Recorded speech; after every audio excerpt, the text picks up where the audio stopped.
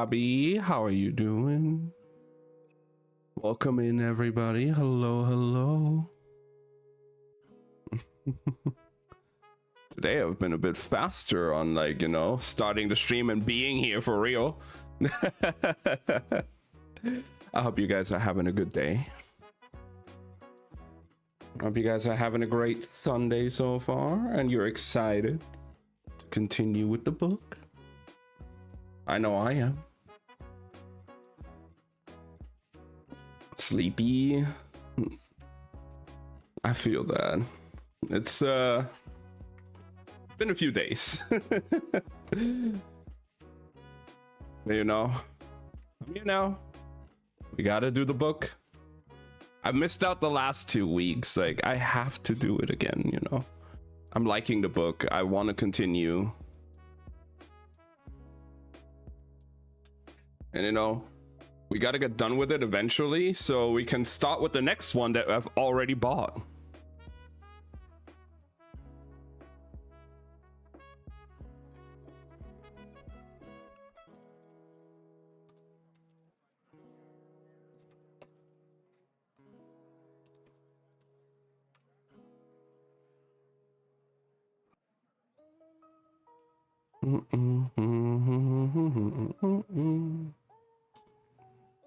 But yeah, I'm excited to continue with this book. I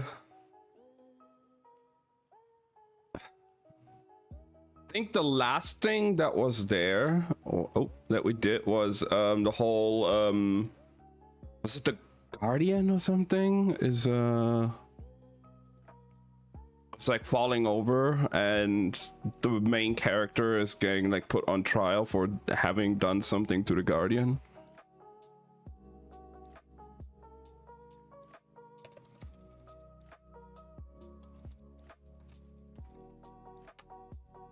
So I don't know where that's gonna go.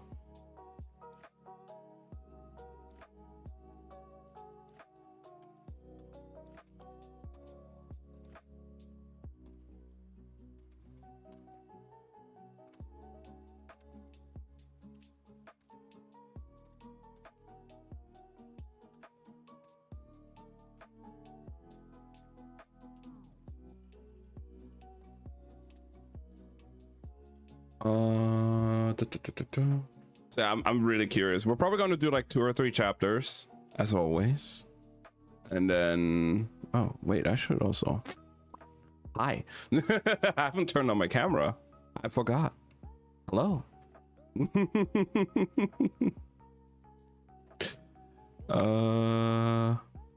Yeah. So again, as usual, 2-3 chapters, depending on how long they are. I'm looking forward to it.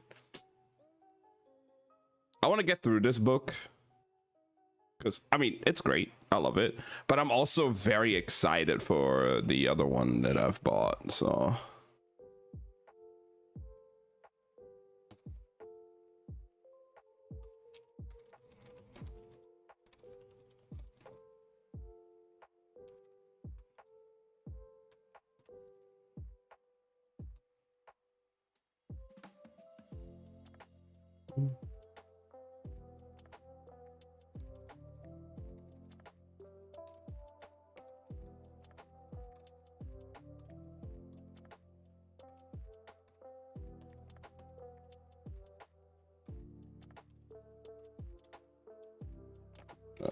one second.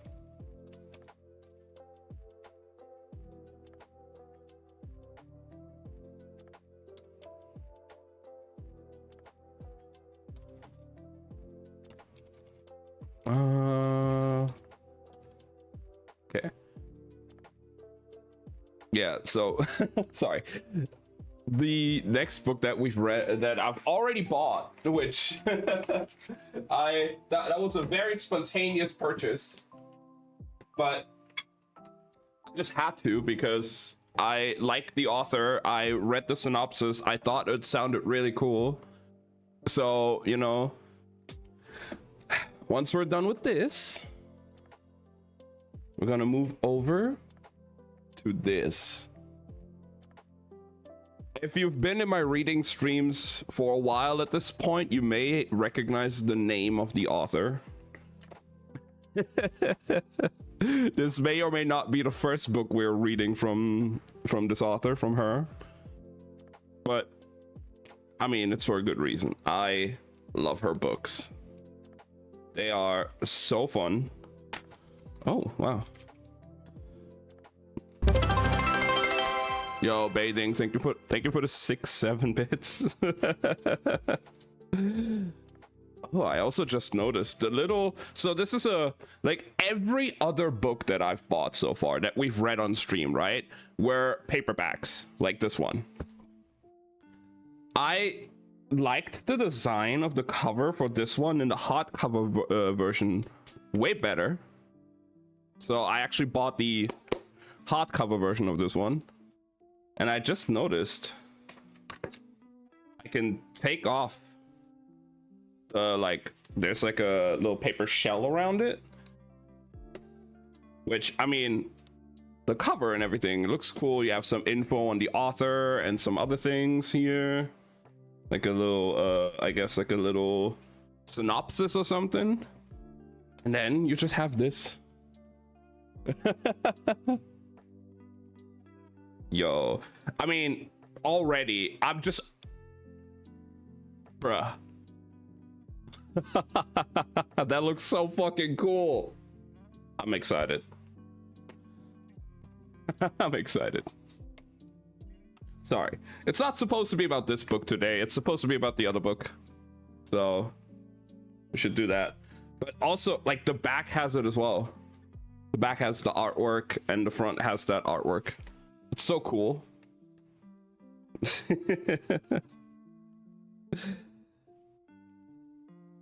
It was an absolute, just, you know, spontaneous purchase, just out of the blue.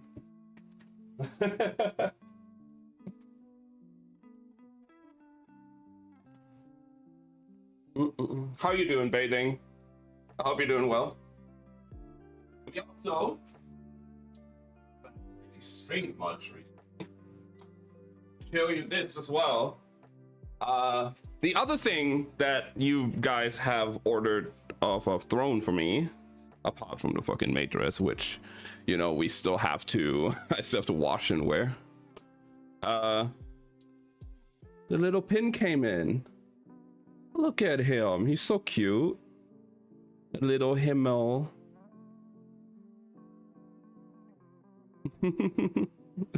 Hi, Enzo. How are you doing?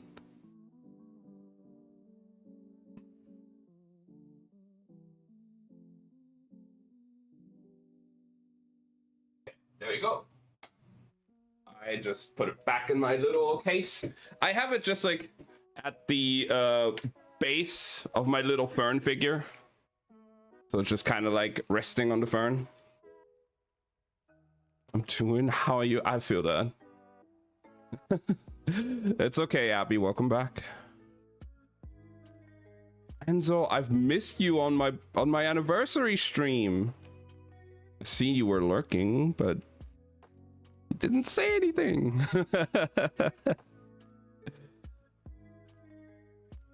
Oh, I feel that, Abby. I've been having some stomach issues the past couple days as well. You're not the only one. Me? Yeah, I think you didn't. Am I misremembering things? I don't think you said anything during my anniversary stream, or did I forget? Was it? Am I being stupid right now? I saw you were lurking. I saw your name in the viewer list sometimes, Enzo. But my 4-year anniversary, my 4-year affiliate anniversary, I don't think I've seen you in chat. To get multiple. I mean, I was there for 24 hours. Nah, you're fine, Enzo. You're fine. I'm messing around. You're fine. I'm glad to see you though, Enzo. I hope you're gonna be okay.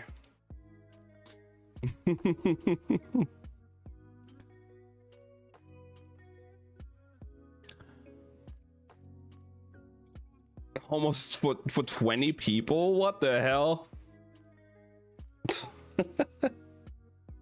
That is crazy. You're crazy, Enzo. Not even I was modding for that many people.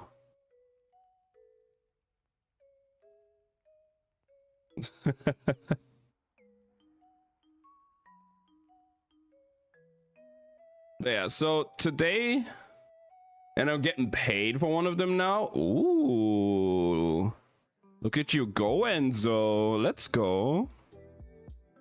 Hell yeah.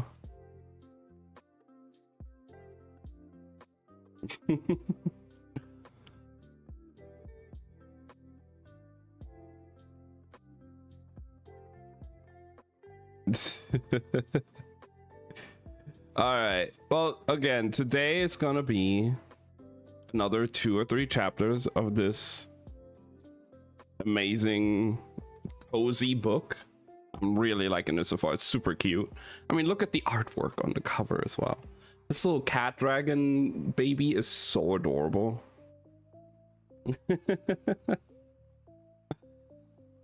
But yeah, we're gonna listen, we're gonna read more of this, and then we're gonna be doing some Genshin and Honkai. Probably. I haven't done Honkai on stream in a while. I have a lot of story to still catch up on. I starts reading right when my dinner is ready.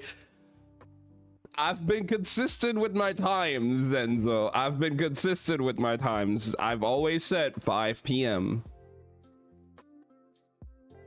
Ignore the fact that I wasn't there the last 2 weeks, but that's a different story. Last week I had absolute immense stomach issues. My mom always makes it for 5 p.m. Well, I've been doing these reading streams also for about like a year and more now, for every day, every Sunday at 5 p.m. Ignore the fact that I wasn't there the last 2 weeks. I think that was the first time ever since we started where I missed 2 weeks in a row. I mean, you guys know I sometimes drop like a week or something because of my fucked up sleep schedule, or like I have other plans or something. But I think this was the first time I actually had 2 weeks in a row where I didn't do it. And you know, last week was really bad, where I don't know, there has been some recent things where like some food, some dinner that my parents would prepare, I would get absolute immense stomach pain, and I would have to, like, you know, run to the toilet over and over and over, like multiple times in like an hour, because like my stomach is just absolutely killing me. And lactose intolerant, I'm not even sure. I think so. My parents, my dad started using, I'm not sure if it is the case, but I feel like it started around the time when my dad started using a pre-made spice mix from our local Turkish supermarket, where you can, like, you know, Turkish import stuff. I'm not sure if there's anything in there that makes my stomach absolutely upset or anything, or if it is actually like, I think I have a like slight lactose intolerance. I'm not sure if that's kicking up even more now. Possible food poisoning. It's happening too frequently as well though, Abby, and it's stomach issues only. Like, I don't feel sick or anything. It's just my stomach. I don't know. Been ready to be right back. No worries. Take care, Enzo. But yeah, so last week I usually we started having, like, with a couple of friends, we started having like a little D&D session on Sundays as well, from like 8 p.m. my time to like around 11 p.m., which is when I start streaming. So it's been a bit tight with the timing as well, because like we've got to wrap up the D&D, I gotta get ready for the stream, all that stuff. And like last session went on for a little bit longer, so I did post a little announcement being like, hey, the session has been going on for a bit longer than usual. I'll be there later. You know, I'll be there later, but I'll still do it. But like throughout the session, I did notice as well, like I had to go to the bathroom so many times. I was just like dying. My stomach was hurting like crazy. So I made the other announcement then as well. Like I just had to drop for the day. I just couldn't. There was just no way I could like sit through and read the book without like having to go every 20 minutes or something. But here we are today.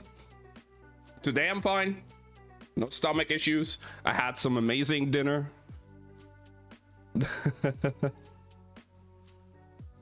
It might be. I'm not sure. I might have to get checked up on with a doctor or something.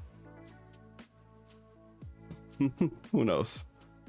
But it's been a week as well. But we are here now.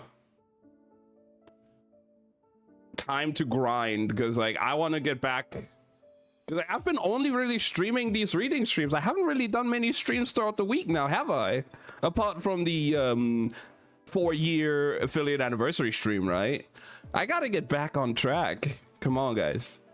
We'll have more streams this week. I'm gonna have to. I need to start with Alan Wake 2. I need to do Ori and the Will of the Wisps. I still want to do like all the Resident Evil games. I mean, we just recently finished RE9, so I still want to go back through the older ones. Like, we're still like halfway through RE1. I have 2, 3, and 4 installed. Missed too many streams. It's okay, Abby. You, like you said, real life comes first. I know you've been going through a lot of stuff as well, and that comes first. I'm glad you're safe now. I'm glad you're okay. But that had priority.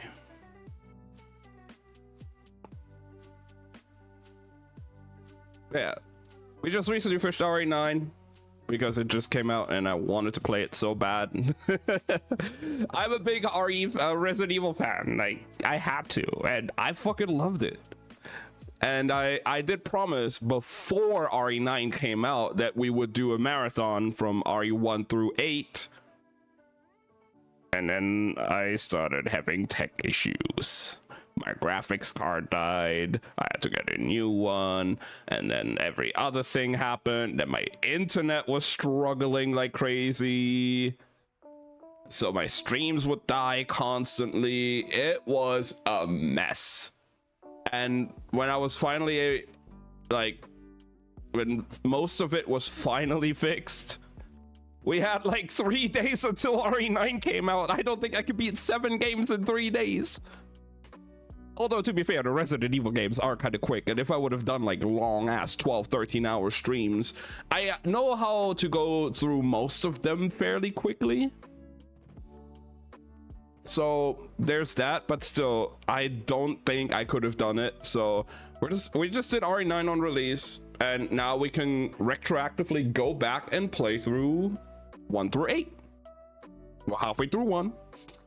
We once 1 is done, I don't think 2 will take that long. Although I do have to do 2 playthroughs of 2 because we have both the Leon and the Claire side. So we're gonna do Leon A, Claire B. I think that is the more canon version that is being used now in the remakes and in the continuation. So Leon A, Claire B. Then we're gonna do the 3 remake, because I know the original 3 is longer and it's better, all that stuff. But you know, 3 remake is shorter. And I'm more familiar with the 3 remake. 4, I absolutely love 4. I'm gonna be playing the 4 remake, of course, because that's what I have. 5, we can actually maybe, like, I have 5 on console, but I also just got 5 on PC. And I might be able to play it with somebody that hasn't played them yet. Like, my initial thoughts were, if I'm gonna go through 5 again, I could bring in my friend that I played 5 originally with on stream, with my friend Ben. Like, we might have somebody that hasn't played them yet. They could join in. PCs keeps crashing, either needs a new CPU or a new cooling fan. Man, Abby, when my PC issues started, I was I was playing Pal World with a couple of my friends for like 14-15 hours straight on my poor fucking 12-year-old graphics card that was barely holding on anymore at this point anyway. If you've seen my Pal World streams before as well, when I was streaming it with Lily, you know the game ran at best at like 20 FPS at max, at low settings while streaming. The game was struggling. My PC was struggling. And you know, then I had a 15-hour long session with a couple of friends, just off stream, just vibing. And at the end of that session, literally we all wrapped up. We were just talking a little bit off, like afterwards, just, you know, winding down. My whole PC just pooped. My graphics card just absolutely got fried. I immediately knew it was the graphics card with the issue that appeared, and yeah, I confirmed with another friend of mine, indeed it was the graphics card. So we were on the hunt for getting a new graphics card, which was around the time when, you know, the RAM shortage started as well, so the prices have been going up slightly already. And then like I found a really good deal on an RTX 3060 that I really wanted to grab. I didn't get the money in time, so I missed that deal. It was like for 280 or something. And then I ended up getting a different card that I have now. I am happy with it, but I unboxed it on stream. Like I was doing a phone stream, unboxing it, and also, you know, doing like a little bit of a PC building stream, you know, installing the new graphics card, being all excited, starting up the PC for the first time with the new settings and everything. And then my PC died again. If I started up any game, my PC died again. It shut off. Every time. It would restart. Every time. If I would put any load on the PC, like I boot up any game for like 2 minutes, it would die. Well, it turned out, I guess with the new graphics card, an old 13-year-old 530 watt power supply wasn't enough anymore to power up my PC. So what do we have to do? Order a new power supply. And then I had to install the new power supply as well. But now everything is running smoothly. I mean, I'm here now. My PC is running. Games are running so much smoother. I can, you know, actually play Pal World at like 100 FPS now. I can Marvel Rivals is actually running at like 120 FPS on like pretty high settings. Like it's running pretty well now, that's for sure. It's definitely better. And then the icing on the cake was I was like, okay, so the old graphics card, I can actually show you, I still have it. I'm actually planning on, like, you know, I gotta do like a deep clean on it, and then maybe I'll just put it in my display case, because, you know, this card has fucking served me for 13 years. But as you guys can see, this card is super old. It has one HDMI output and then a DVI output. So I had like a DVI to VGA connector, so I can like connect it to my second monitor via just VGA, just so I had a second monitor. So I should say, the second monitor doesn't have HDMI. The new graphics card only has HDMI and DisplayPort, meaning I couldn't connect my second monitor anymore. I told my parents, and we were talking about like, hey, we could buy an adapter, you know, like an HDMI to VGA, so I can connect that again and have my PC, I have my double monitor set up still. I was like fairly sure and fairly happy and fairly content with that, being like, okay, we're just gonna have an adapter. I'm gonna have my second monitor still, just for chatting and everything, all the good stuff. Next day, I woke up, went to the living room. My parents were out shopping in a tech store because they needed to grab something anyway, and they told me about they're probably gonna grab the cable. What the fuck do I see in the living room? A whole ass new monitor. Not just a cable that I could attach to my old monitor to make it run again. No, a brand new, full-on new monitor. It's not like end of line, like the craziest monitor, because like I'm not gonna go into like 4K or 1440p gaming at this point still. Like it's a 1080p monitor, but it's 144 hertz instead of the 60 hertz my old one had, so it's so much cleaner now. So that's now my new main monitor for gaming on PC, while I still use my old monitor for console. Because I mean, sure, the PS5 has certain games that run at 120 hertz instead of just the 60, but like it's a hassle like changing everything around. I have it working the way it does right now, so might as well. And I gotta say, now that I've had a taste of 144 hertz, I don't want to go back. It's so smooth, it's so good. I'm loving it. It's really, really good.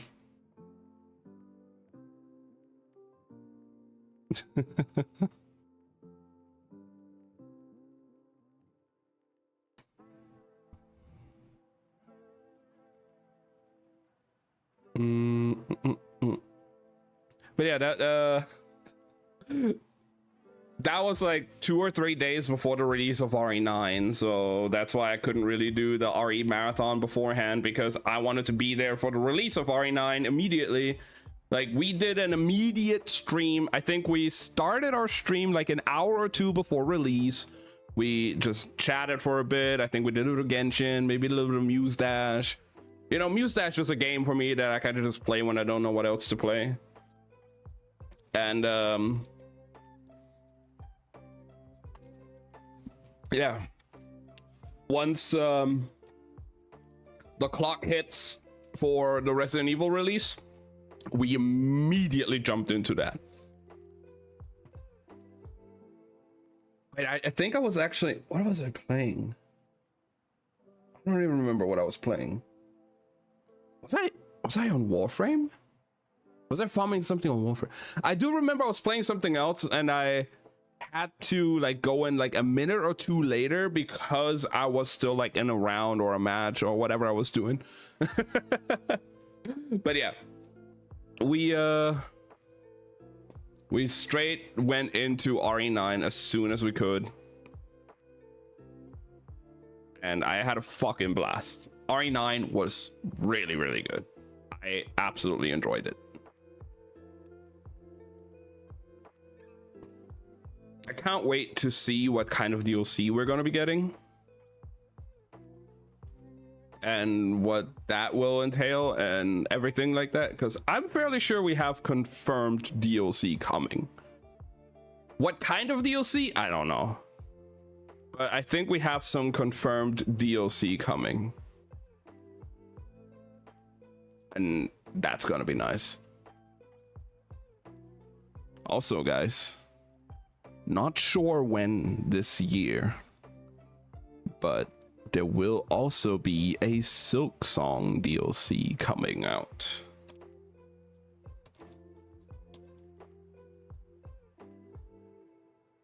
And y'all know me. I love me some Silksong.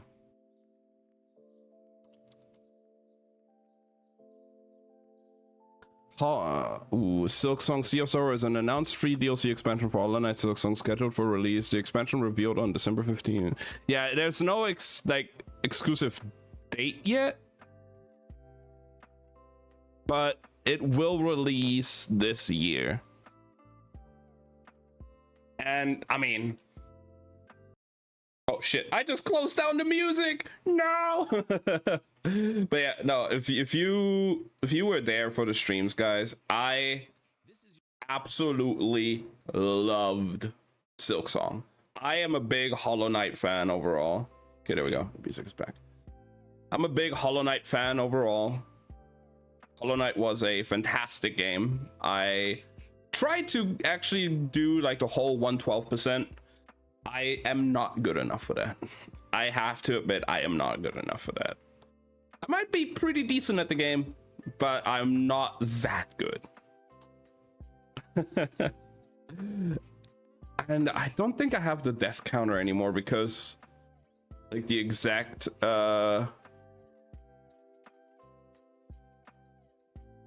YouTube music. Well, the music is like just some background noise, especially for like during the reading. So it's not just complete silence. Apart from my voice. But yeah, I where is it? Yeah, no, I changed it. I don't have the number anymore for my death counter of my original Silksong playthrough. But I think we ended on like 668 deaths or something like that. Like I died a lot in that game. But it was a lot of fun. Hollow Knight is Hollow Knight and Silksong are hard games. And honestly, I'm starting to get the itch again, guys. I'm starting to get that itch again to play another Souls game. Luckily, actually, we're gonna get a Souls game for free next month on PlayStation Plus, which also has co-op. So Ben might appear again, and we might play it co-op. Who knows? We're gonna get Lords of the Fallen, the first one, for free. I've never played it. I've heard some okay things about it. I've seen that they've recently added a co-op mode to it, so we'll be playing that. Hopefully. I just have that Souls game itch again, you know? I mean, I could also go back and play Bloodborne. I could go back. I could... Sekiro. Lies of P, I'm actually thinking about doing again as well. Not on stream, just by myself. Because I have the platinum for the PS4 version. You know, why not get the platinum again for the PS5 version? You know, play through it again. Get my ass beat by the DLC. Absolutely getting handled by everything, but having fun with the game. Jeez, if you guys like the DLC for Lies of P, absolutely destroyed me. Want a suggestion? Sure, I'd love to hear it.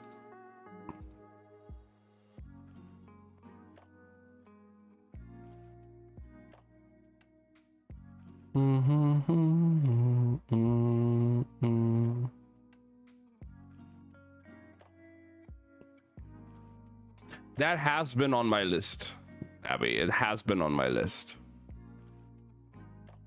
I really want to play Expedition 33 as well. Absolutely.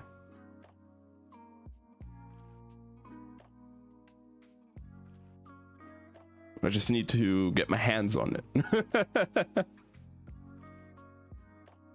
I think you'd like that one. I probably would. I've heard really good things, and what I've seen of the game looked really fucking cool. I would love to play that. Absolutely.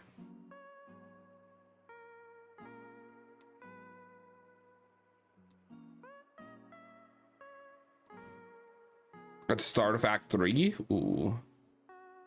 Yeah, no, I would absolutely love playing that. For sure. Pre-recorded? No, this is not pre-recorded.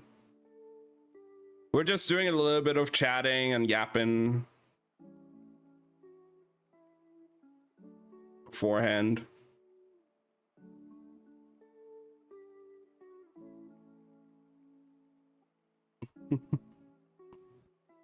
But Yeah, Expedition 33 is definitely a game that I have on my list as well that I really wanted to play. And I mean, I do like me some interesting, unique turn-based games like that. Like, I heard that it has like the whole like parry mechanic in it or something in the turn-based game, which is interesting. So I feel like I could get pretty good at that as well. Like, I was watching It Hits the Fields. Oh, I'm always down for like a good tear-jerking story. Absolutely. I've had so many games and books and like anime, movies, all that kind of stuff that make me just absolutely cry. And they're some of my favorites. To this day, I've watched it 5 times through at this point. The first season of Frieren, the very first episode, makes me cry every fucking time. Every single time.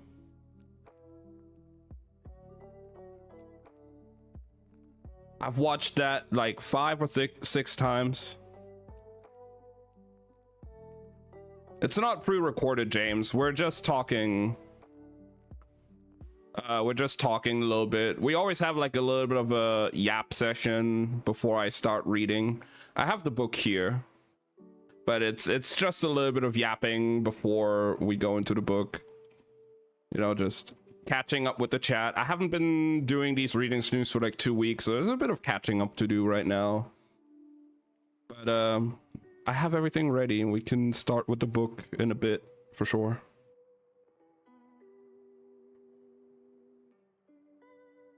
But yeah, like I said, like episode 1 of Frieren has been absolutely always breaking me.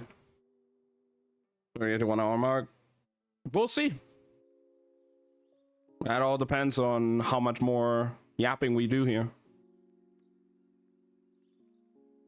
I always do like 2 or 3 chapters of the book, so that's like maybe an hour, like 2 hours of reading, 2.5 hours of reading, depending on how long they are and how I feel and how fast I am. But yeah.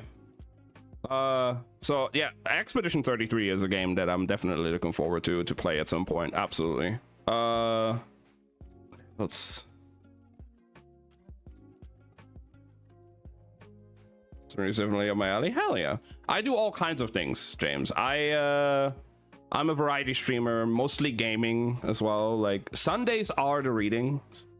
Every Sunday around this time I do my reading streams. If I don't like have anything coming up or I don't feel well, every Sunday around this time I will start these streams where I read the book. Throughout the week, I do all kinds of things. We play all kinds of different games, roguelikes, souls-likes, RPGs, anything in between, all that kind of stuff.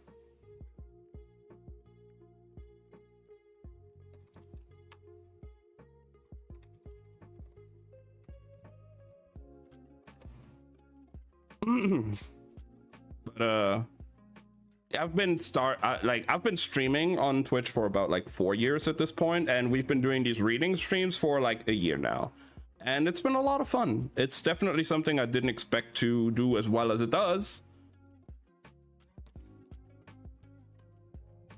Only 42 minutes.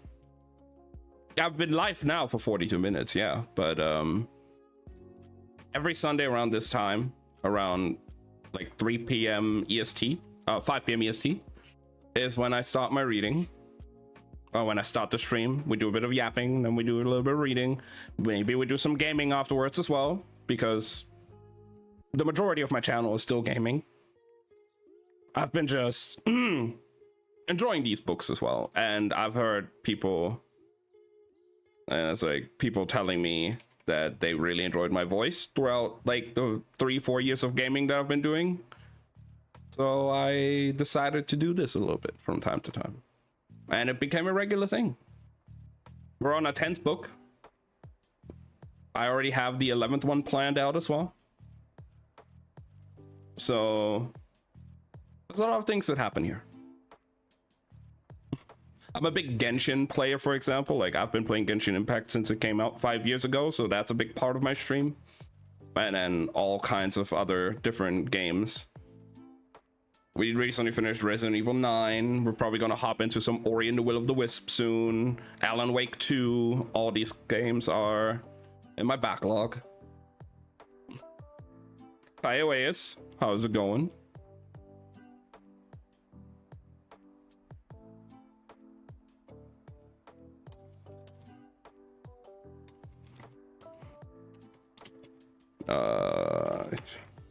Some motivate writers. Yeah, I do all kinds of different things. Reading and gaming mostly. Sometimes I firewood inspection streams, or I watch firewood get carved. No, I don't do that.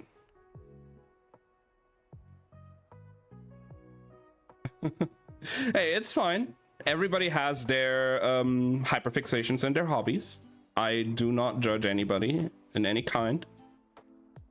But I don't do like firewood stuff in that way. It's mostly reading on Sundays and gaming throughout the week. And occasionally I am a fan of buying Gundam model kits and building those models on stream as well. That happens like every once in a while when I can get my hands on a new model kit. We've done like 5, 6 so far. If I want carving them into, I'm not really big in art in general myself. I don't think I would enjoy it as much, but it sounds like a cool hobby for people, that's for sure.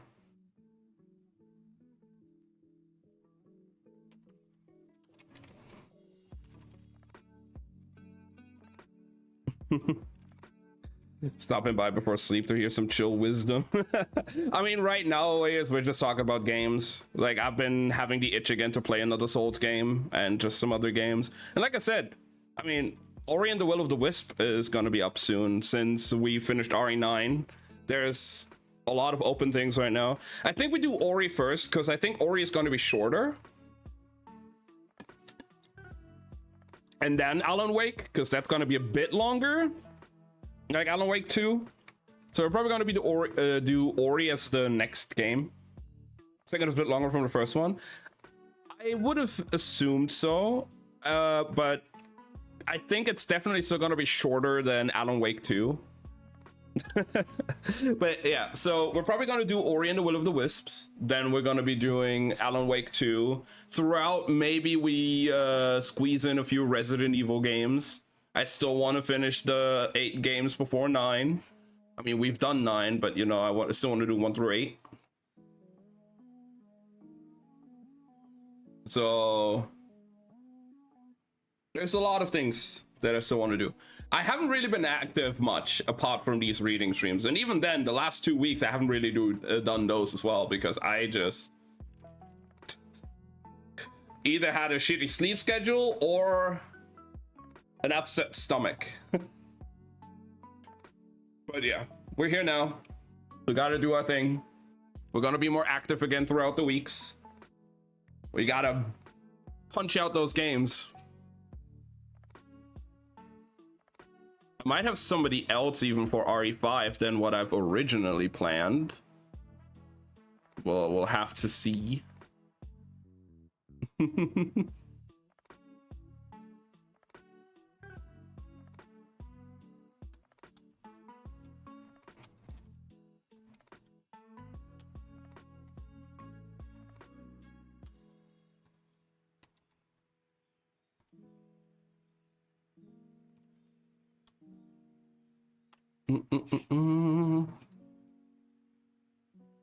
Yeah, we're probably gonna do our typical Genshin stuff, you know. We have to do our dailies, we have to do our farming. I don't think there's an event going on right now that I can do, so it's probably gonna be a little bit of a shorter Genshin section unless you guys have some questions or need any help with anything. Other than that, we're probably gonna hop over on some Honkai, because I haven't done Honkai in a while on stream, and I really need to catch up on the story. I really want to know what's happening in Plan Acadia now. Like, I'm not even done with Penacony. I have to go through the entirety of Penacony. I have to go like, or like half of Penacony at this point or something like that. I have to go through more than half of Emporius and then get into Plan Arcadia. And like, I really want to get into Plan Arcadia. I've heard some really funny things and saw some really cool things in there. I mean, one of the new characters that I want to get looks absolutely hilarious, and I really want to meet her in the story. I mean, I could jump ahead and just start Plan Arcadia, but you know, there's so much I still need to catch up on. And then next update as well, which is gonna happen in like a month, we'll have the buffs for Seele, Welt, Firefly, and Huohuo,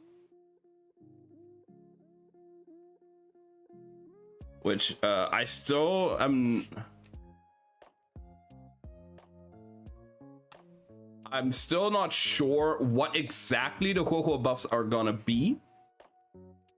I just know that Huohuo is gonna get a buff, and like, I have Seele, I have Welt, I have Huohuo, I don't have Firefly. But I have 3 of the 4 characters that are getting buffed. I've always wanted to build Seele now that I've played her in Currency Wars, so I'm looking forward to seeing the buffs that we're going to be getting for both, for Welt, Seele, and Huohuo specifically. I'm surprised to see that Firefly is getting buffs as well, though. Sure, Firefly was the first out of all of the break units, I think. Or did Boot Hill come first? No, I think Firefly came first. I think it was Firefly, then Boot Hill, then Rappa. That's like the break DPS we've gotten. And with Dahlia nowadays, if you have like Dahlia Fugue, especially, I would still say that Firefly is still the best, technically the best out of them as a break DPS. So I am surprised to see that she's getting buffed out of all of them. But hey, I don't care. I don't play Firefly. I play Rappa because I love Rappa's gameplay so much. And I mean, if you've seen my polls, the way I just got so fucking lucky with them and what I've gotten out of it.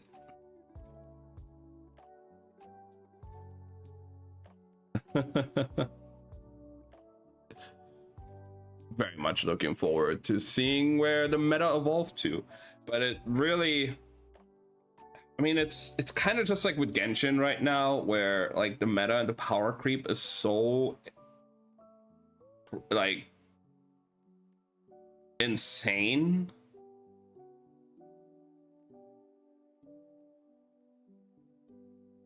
Like, I don't know. The entirety of Emporius and Remembrance was such a massive power creep for Honkai as well. And I'm curious to see where Elation is going. So far, with only Sparksy and Yao Guang, we can't really say too much yet. It's strong, don't get me wrong. It's pretty good. But like, we're gonna get Evanescia, we're gonna get Silverwolf 999, we're gonna get Nihilux, we're gonna get the Elation Trailblazer. Like, we're gonna get so many new other Elation units. Every release is a new meta release, basically. I mean, Linnea in Genshin right now is gonna be one of the biggest meta shaking characters we've had in a while because of just how strong she is. That's why I should stop updating the game. I mean, they gotta make their money somehow. Gacha, I don't get me wrong, I do not like the monetization model of gacha games. Gacha games are predatory as hell. They prey on the fear of missing out and selling you new characters that are only going to be available for limited times, all that kind of stuff. And they always obviously make the new characters stronger, so people buy them and spend money on them to make profit. I do not like that model. I play Honkai and Genshin, specifically Genshin, mostly because I enjoyed the story of it. I love the world building. I love the lore. I love the story of the game. I've been playing it since it came out 5 years ago. And to this day, I have not spent a single penny on the game to buy me a character. I've spent a little bit to buy a skin for a character, but I have not spent anything to get me a character. Because it just goes against what I think is supposed to be fair marketing. And yeah, the meta, like that, every new character is just gonna be even stronger than the previous ones, and the old characters are just gonna be basically made obsolete in like a year or two. It kind of sucks. I mean, we're in like version 6 basically, and I still play a character from version 2. I'm struggling to clear stuff with her. I love playing her, and I can still clear certain things with her, but like, I cannot clear everything with her. But Linnea specifically right now, I think, is gonna be a release that shakes up the meta the most in recent times. We're gonna see an upsurge of Geo teams. Ningguang, Noelle, maybe even a bit of Itto, Navia, Zabai, obviously. They're all gonna see more play. Absolutely. With Linnea, they're gonna see way more play. Linnea's own damage output herself is ridiculous. The way she buffs the teams with Res Shred and EM buffs, especially for Luna teams, ridiculous. Team-wide healing with her burst makes Furina better, which, I mean, in Luna teams, Furina isn't that big of a deal, because Luna damage doesn't take damage percent into account from Furina's ultimate. But like, you know, if you play like Noelle or Navia or Ningguang teams, Furina can be a decent option because, I mean, Noelle, Navia, Ningguang, they mainly do geo damage that does scale with damage percent. The extra like Rift Luna hits from the Rift, the Luna crystallized turrets, those won't scale with the damage percent. But you still have your on-field like Navia hitting like fucking crazy with her skills and shit. But yeah, we'll see. I am like at 78, 79 pity, so I would get a 5-star and a 10 pull now. I will do a 10 pull on Linnea's banner. I will get my 5-star on that banner. It is a 50-50 though. If I get her, whatever. If I don't, it is what it is.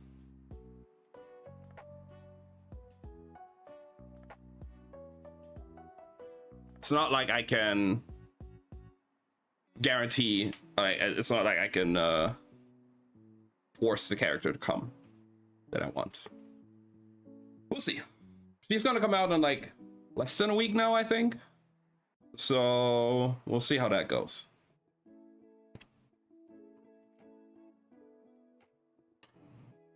And then like we'll see what Nicole does. Like Nicole is gonna be the next one, and Lohan is also gonna be up soon.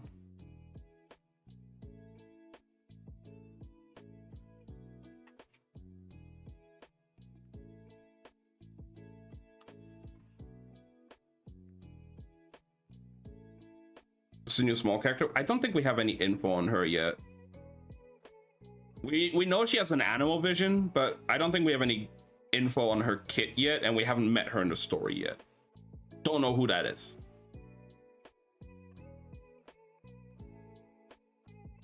I guess they will appear in the next update, but so far we don't really know anything about them. They're like brand new from anything, I think. I did hear that apparently when Lohan comes out, which is the update after Linnea, I think it's Nicole and Lohan coming out together. Lohan is supposed to be most likely gonna be a standard banner character. Plus, we're actually gonna get one for free from whatever. Don't quote me on that. Early leagues, very salty still, you know. Who knows? But we might get a free Lohan. If not, if he's gonna be a standard character, in September is the anniversary, so you can just grab him from the picker, from the 5-star picker. That we're gonna be getting the standard banner 5-star picker. Don't quote me on anything right now though. Like, we're still like very early getting like some info now on Nicole, but nothing too concrete yet, nothing too crazy. We'll have to wait until the Linnea patch drops live, and then we're probably gonna get some more beta info on Nicole. Because I think Nicole is gonna be the next one we're gonna be getting.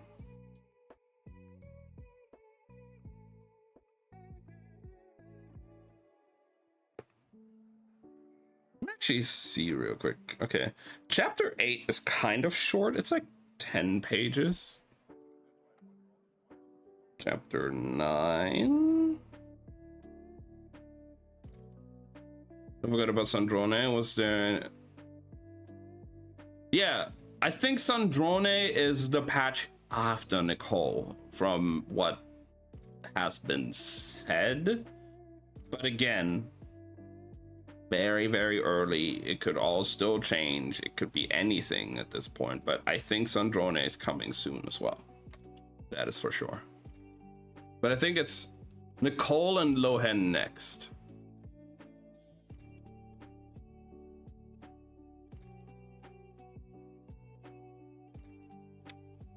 Okay, I think we're gonna do 3 chapters. Oh. Chapter 10 is like 3 pages. What the fuck?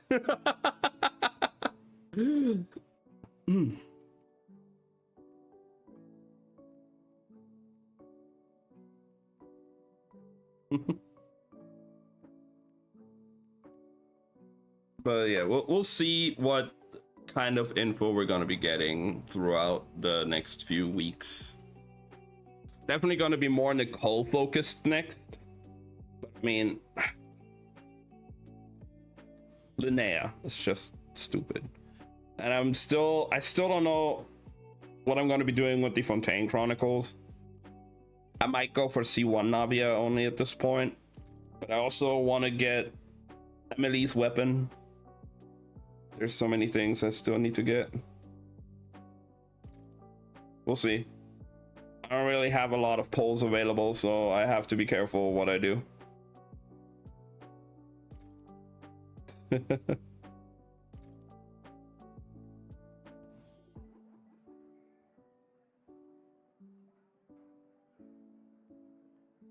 Right.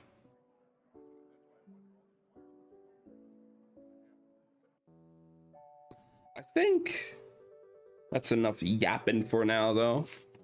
We got a little book to read. Okay.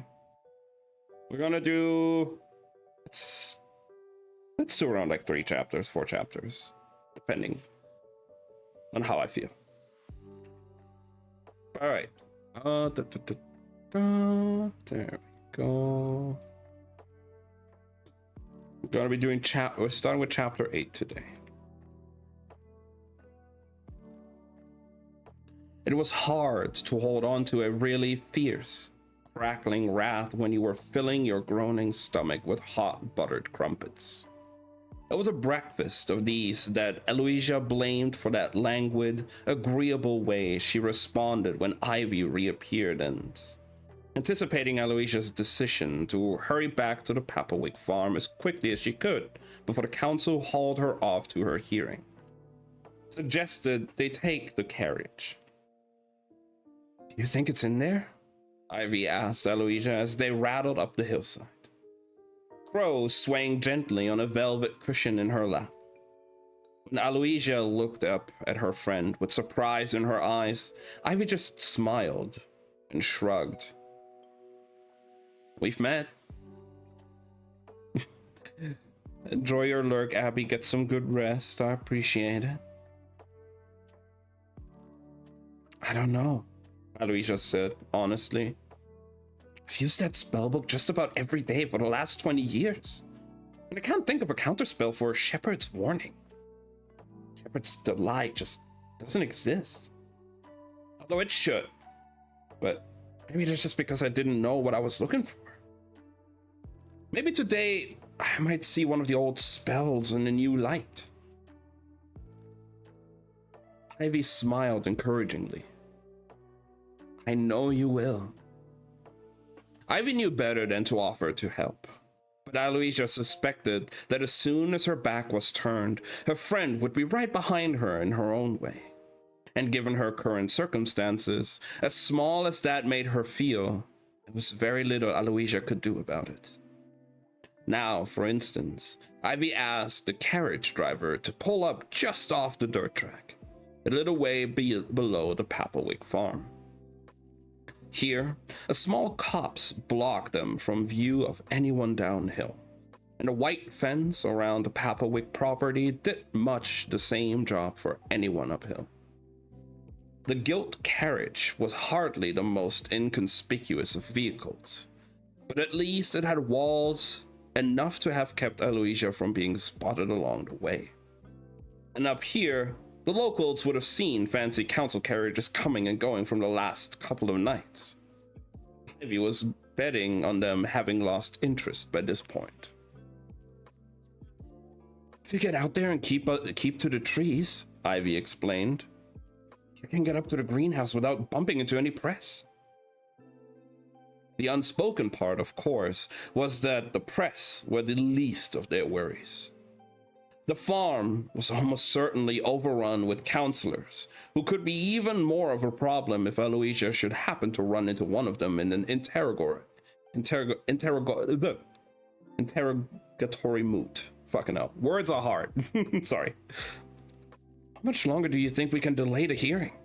She asked, warily. The look on Ivy's face told her that her best friend was already the only thing standing between her and the kind of grilling that left your wand a puddle. Good luck, Ivy said, as Aloysia opened the carriage door, and the sound of the rain shifted from a soothing pitter-patter to a roaring shower. It was coming down like a veil. Some regrets, Crow said, almost immediately, as he and Aloysia stood as drenched as if they'd walked into a waterfall, watching the elegant, cozy carriage with its carpet and blankets and seemingly endless supply of snacks disappear behind a curtain of rain. You want to play that game? Aloysia said, much more dryly than she felt. With me? For the most part, it was easy enough to stay out of view of the farm on their way to the greenhouse, even if their progress was hampered by the way of the black dress Aloysia had been forced to borrow from Ivy dragged her down with the weight of the water, and kept catching on bushes, roots, and even occasional passing wildlife. The rain, of course, stopped almost as soon as she and Crow had inched their way.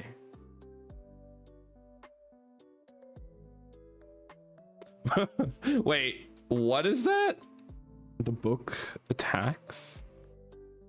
Oh, is it me stumbling over the words? Even more of a problem if Aloysia should happen to run into them in an interrogatory. Yeah, okay. God damn it, Lily.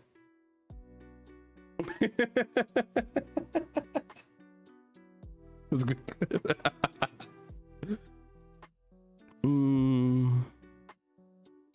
The rain, of course, stopped almost as soon as she and Crow had inched their way, dripping, to the half-struck greenhouse door. Aloysia stood just inside the doorway, whipping her wand in the complicated series of movements necessary to cast a drying spell on her dress. A spell that gave a poof and hazed the nearby windows. Next came a hasty check on the health and happiness of her gathered plants. They'd been fed and watered inexpertly, no doubt by concerned counselors trying to help while she wasn't at her best. But who in so doing had completely upended the organized chaos in which Aloysia had left the greenhouse. She finished her truncated rounds with a freshening spray of Pip's Vine before urgently turning her attention to the Papelwick spellbook. The difference between magical and non-magical botanicals is the reason tomatoes grow fat when you sing to them, but daisies don't. Magical plants listen. Aloysia liked to think of it like the feeling of standing in a crowded party. Not that she enjoyed the feeling of a crowd anywhere. And realizing you'd heard snatches of conversations you didn't think you were listening to, simply because they turned out to contain your name. Magical plants were always listening for theirs. Once the witches and wizards of old discovered the true Latin name of a magical plant and called them by it, all the descendants of that plant were obliged to share their magical talents with future generations of magical people. Witches and wizards, Aloysia explained to Crow as she worked, recorded the Latin names eons ago.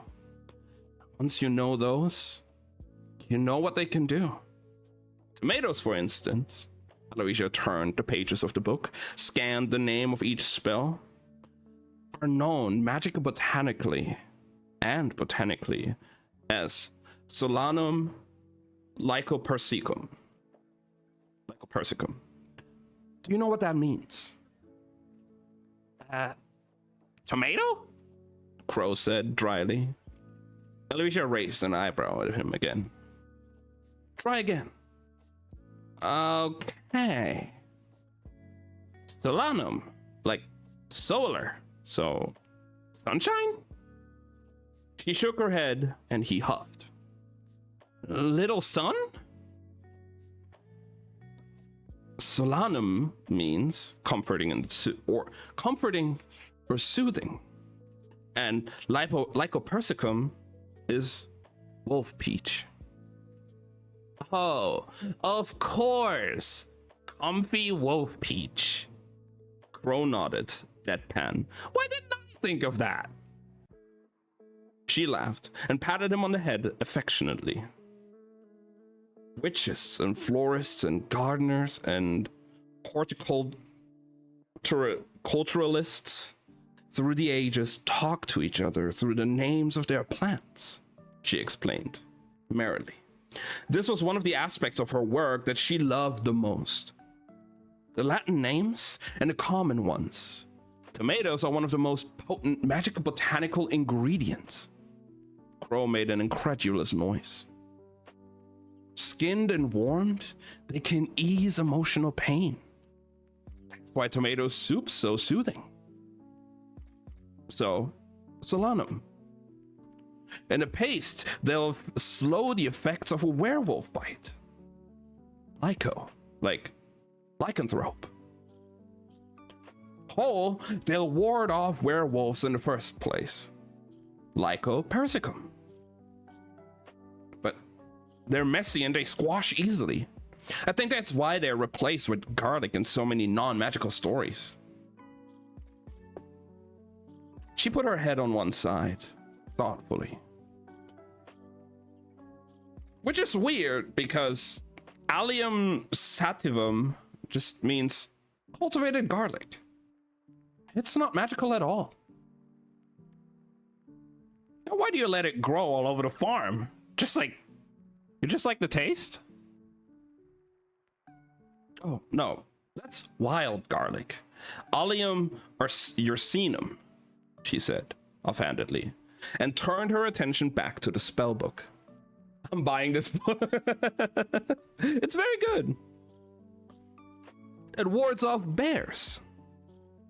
Crow squawked, incredulous again, and Aloysia nodded slowly to let him know she was serious. And the spells are the same? Crow went on gamely, and she found a discarded shelled walnut on the work table and tossed it to him. He caught it and munched happily. Yes, she said, refocusing her attention and flipping through a few more pages. Whoever identified a new plant disease would name it, and then set to work on a spell to cure it. Once they found the spell, they'd name it the opposite of the disease, so it was always straightforward to remember and to put the two together. At least, that was the idea. But as it turns out, some magical botanists' minds work in unusual ways. And the spell to cure a disease is called the counterspell, Crow said, eyeing an acorn on the work table. I've been paying attention. That's right. She tossed the acorn to him. Spellbooks like this, she went on, with a reverent stroke of the heavy volume, have been compiled and handed down over hundreds of years. It's extremely rare to find a magical botanical curse, poison, or disease that doesn't have an identified counterspell. So rare, a lot of magical botanists have never needed to write their own spell. There was a tightness in her voice. She heard the click of Crow opening his beak, choosing not to say, "And are you one of those magical botanists?" and closing it again. She cleared her throat, tilted the book awkwardly on its stand, as though pressing her face closer to it would make her job easier, and tossed him a final seed. He took the hint. "What's that you say?" he called, as if a voice had spoken to him from the depths of the greenhouse. He hopped around on his talons and feigned listening. "There's a plant in need of a pouch full of nuts." He looked at Aloysia in mock confusion and made his beady black eyes as big and as innocent as he could. "Hey, I'm trying, but I don't claim to understand all this stuff," he said, with a shrug of his wings. "I just do as I'm told." Aloysia smiled to herself, shook her head knowingly, and picked through a few jars above the workbench until she finally found a few choice maple nuts. These she tucked in a muslin pouch that she passed to Crow by its drawstring. He took it in his beak, nodded his thanks, and there was a fluttering of feathers as he disappeared among the vegetation. Aloysia's first response, 5 pages later, when she landed on the spell entitled Guardian's Gaiety, was that she'd been had. I could have got away with one maple nut, never mind a pouch, which was an oddly domestic reaction to finding the counterspell. She felt her chest tighten, her breathing quicken. "Crow," she said, standing up. And then she dropped the book on her toes, yelped, and squeaked out, "Smoke!" Because there was smoke. Magical smoke, but a violet hue, billowing gently from the far end of the greenhouse, and slowly filling the space with a choking fog. In the time it had taken her to drop the book in her shock, a cacophony had begun to rise. Plants coughing and spluttering, shrieking and whistling, the clay donk, donk, donk, donk, and metallic clash, crash, crash of pots attempting to evacuate. She didn't act fast. They'd be smashing through the windows. "Calm!" she wailed, striding among the plants. "Everybody!" she shouted, pointing at a sweetberry, which has had a secretor's... which had a set of cicadas in its leaves and was drawing them back like a battering ram, aimed towards the nearest window pane. "Stay calm!" Squeezing between a honey blossom and a rambler's remedy, she found the nearest window with a latch and pushed it open. The smoke streamed towards it.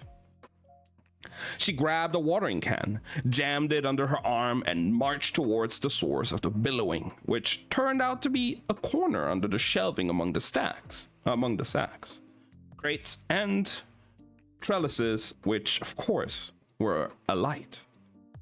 Crow lay a short distance from the flames, his dark tongue lolling from his mouth. More than anything, Aloysia wanted to go to him, but she stood firm, She had to deal with the fire before it spread. She hefted the watering can and squinted searchingly at the flames. If this had been a non-magical fire, she wouldn't have been hesitated, but with the magical kind, she knew she had to identify the cause before she did anything. While most responded to water in the usual way, there were certain spell-based fires that fed on it. She was racking her brains for causes of violet flames when she saw something out of the corner of her eye that answered her question. Turning her head, she met a familiar scarlet gaze. She poured. There was a hiss, and she turned to see the charred heap of magical botanical supplies and the line of flame that was making a valiant attempt of starting a second fire. She warded it away and dropped the can, pressing her hand to her heart to keep it inside her chest. There was a general clattering and whistling as the plant life celebrated. Pip shot out of somewhere and wrapped himself around her leg. "Crow!" she exclaimed as his black eyes flickered open. "Are you all right?" "What happened?" he groaned, coughing. "How did I get over here?" Then he jerked to his claws and staggered backwards into Eloisia's shoes. "What's happening?"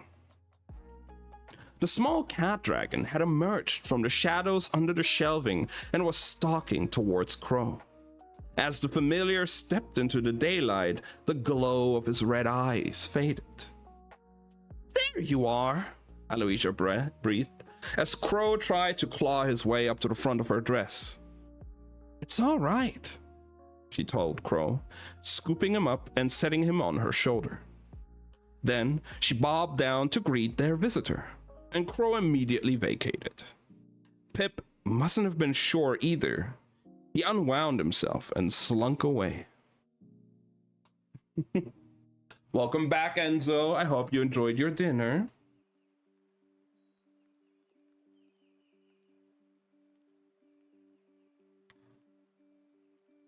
"Hi," Aloysia said, weakly, and she sat down on the cold greenhouse floor. For some reason, cross-legged. The cat dragon gave a sneeze, which sounded like a small firework. It might have been the sweetest thing Aloysia had ever heard, and her heart cracked open as it always did. And then she felt foolish and vulnerable and cross with herself. You know, that actually does sound kind of fucking cute. The cat sneezes and it kind of just sounds like a little firework. She closed her eyes, took a deep breath, and regretted it, sputtering a cough. As she took her hand away from her mouth, she looked down into the raw palm, at the faded gouges left by the last of his little one's kind that she'd allowed to get close to her. And then something butted against her stomach, and she looked down and saw the cat dragon in daylight for the first time. His russet fur was brighter than she remembered, putting her in mind of foxes and of her own red hair. He was rubbing his stubby horned head against her dress and gnashing two short fangs.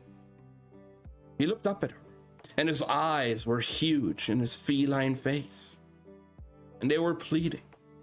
She realized then that she could feel his body shaking.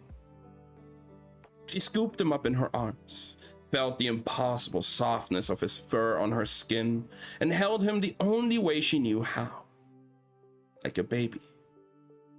And then she sang him a song she hadn't known she knew, or at least she hadn't thought of in many years. A song that one of her grandmothers used to sing to her.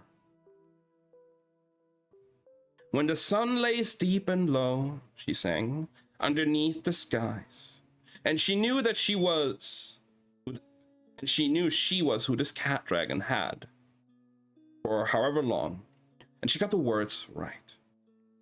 If not the tune, and she sang it like a witch who cared. Then it's much too late, you know, for your open eyes. Lay thee down and hear a tale of queens and of kings, of thistle and of snapdragon, who flies on petaled wings." She heard the scrape and screech of a metal door somewhere in the distance, and the hurrying of feet. But she didn't give it her attention, because the cat dragon's trembles were easing, and his little chest was rising and falling more slowly. And she was letting his tail and his limbs drop away from his stomach. She hesitated. She looked from paw to paw, checking that his claws, if he had any, were drawn in, and she saw that they were. She lowered her hand onto his stomach. She fussed his belly, carefully at first, and then more enthusiastically, as he began to purr softly. She found her little cat dragon familiar, finally! Only 100 pages into the book.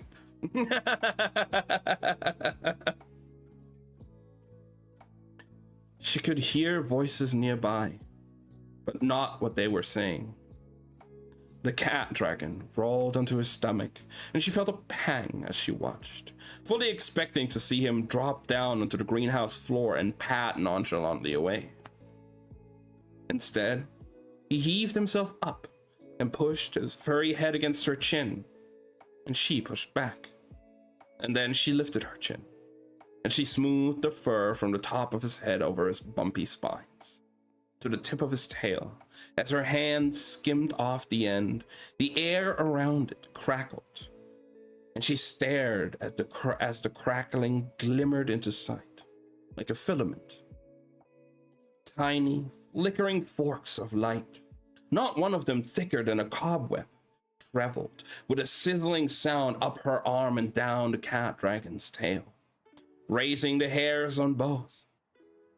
In a moment, the two of them were dancing all over with these shimmering strands, and Aloysia knew in her gut that she was seeing her magic. The same magic she usually only knew was there by the way her wand moved the things around her. The same way she only knew the wind by the way it blew the trees. A successful match, the book said.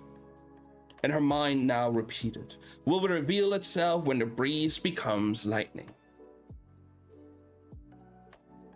So it's you, after all this time, Aloysia whispered, blinking away tears and looking down into the face of the cat dragon, now so close it made her laugh as he tried to press his damp nose to hers.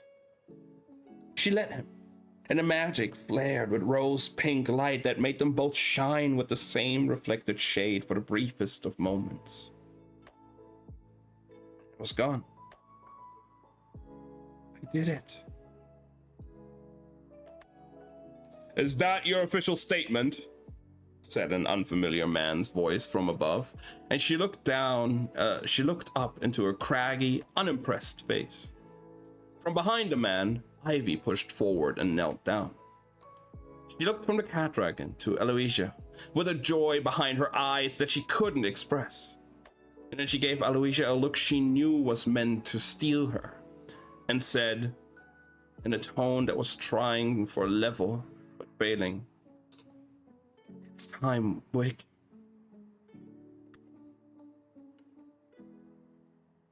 And that's chapter 8.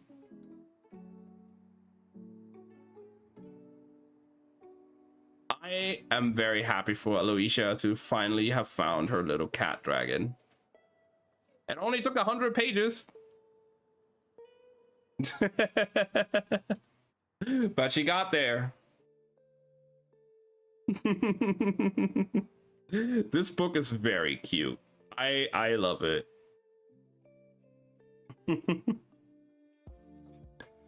All right, chapter 9. Aloysia wanted to cry out as she stepped inside the Palace of Justice. Not out of fear, but at the magnificence of the entrance hall. No one else seemed to notice. They were all too busy ushering her along to the courtroom. The rapping of the watchfog's heeled boots on the tiled floor echoing off the high walls, which were finished with a kind of tracery that made them look like fossilized lace. These were supported by pillars that put Aloysia instantly in mind of hydrangea stems, since the terracotta brickwork looked as though it had been drinking something lavender in color, which hadn't quite made it to the tops, where they remained orange-pink. The ceiling was flush the same shades, and the way it had been paneled and curved, complete with a lilac blown glass chandelier hanging like a stamen at the center, made her feel like she'd woken up inside a bellflower. Someone pushed open a set of heavy heather-colored doors, and they opened onto a courtroom. The pillars and the walls and ceiling here were as impressive as the ones outside, and along the same lines.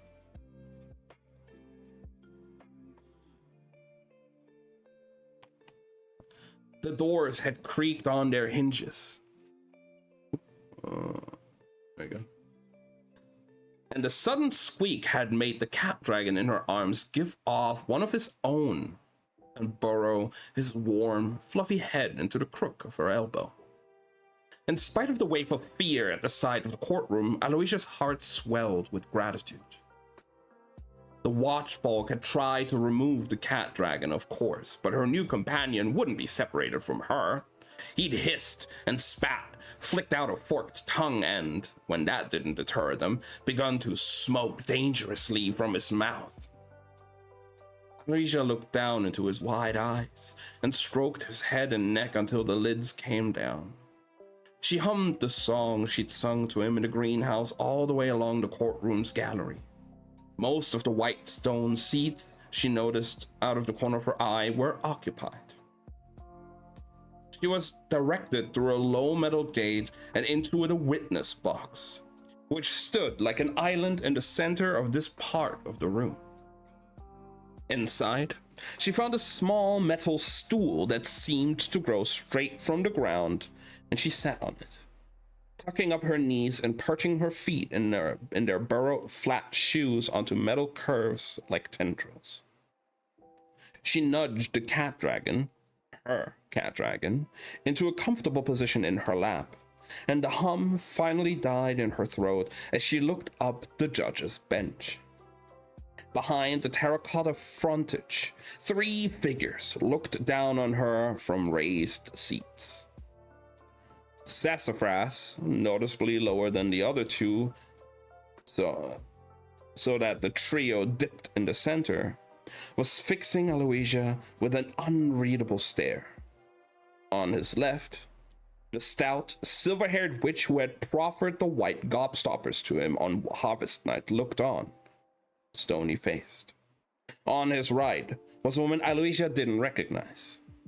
Her thin, pale skin was tinged bluish-purple with age, and she resembled a paintbrush in that her head seemed suddenly to emerge from her long, thin body, topped with a vertiginous shock of white hair that pointed skyward around the narrow brim of her tall witch's hat. This woman was using her fingers to dance a tea bag in and out of a teacup.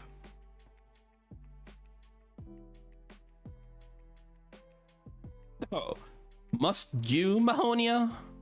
the stout witch complained, turning a severe look on the paintbrush woman. "Oops, sorry," Mahonia trilled. The stout witch harumphed and adjusted the lapels of her black judicial cloak with an expression that said, "Quite right, too." Did Aloysia imagine Mahonia's eyes settling on her? As quickly as she thought she'd seen it, the witch returned to mooning over her tea. "Oh, miss," said Mahonia now, holding out a biscuit to the stout witch, who sniffed and tried to pretend she wasn't there. Sassafras was now twitching his nose in the direction of Mahonia in a way that made Aloysia imagine him with overstuffed cheeks. "Are there bickies?" he quavered, his tiny eyes blinking meaningfully at something on the bench in front of his fellow counselor. Oh, yes, Your Grace. The paintbrush I like how they just call her the paintbrush witch. The paintbrush witch replied with dreamy enthusiasm.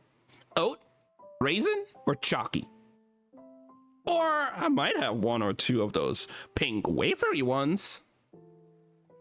While Aloysia watched her sentencers fussing over whatever chocolate chips were superior to shortbread, something else bobbed into her eyeline. A teacup and saucer, replete with pink wafer, and she saw that Mahonia's wand was quietly working in her hand as she and Sassafras conferred. A hinged shelf that Aloysia hadn't noticed before, probably meant for notes or important court documents, flipped down in front of her, came to rest out of sight on two little wooden grips, and a cup of tea settled itself there without so much as a chink, along with the wafer. Glancing gratefully up to Mahonia, who continued to appear deep in conversation with the council's highmost elderly elder, Aloysia seized her opportunity, slurping her perfectly hot, sweet tea before splitting the wafer unobtrusively with her enthusiastic cat dragon. Something about the sugary tea and the little contented burbles now coming from her familiar returned Aloysia to her senses.